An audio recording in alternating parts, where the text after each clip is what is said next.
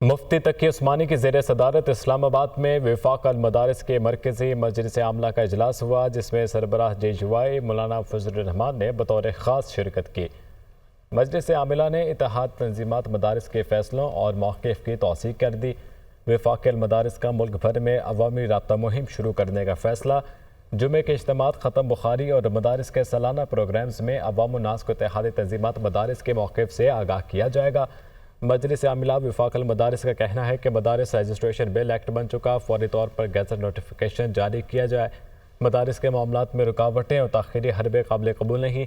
مدارس کے جملہ مسائل کو فی الفور حل کیا جائے۔ وفاق المدارس کے ذمہ داروں نے مولانا فضل الرحمان کو پارلیمنٹ میں مدارس کا مقدمہ بھرپور انداز میں پیش کرنے پر خراج تحسین پیش کیا اور ان کے موقف کی تائید کی۔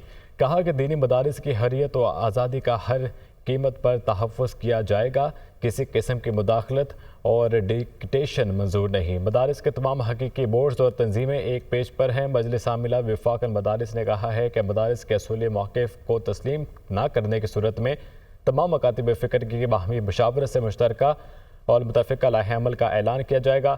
وفاق المدارس کی مجلس عاملہ نے تعلیمی اور امتحانی امور کے حوالے سے بھی متعدد فیصلے کیے۔ گزشتہ برسوں کی نسبت سالانہ امتحان میں طلبہ طالبات کے ریکارڈ اضافے پر خوشی اور اطمینان کا اظہار کیا۔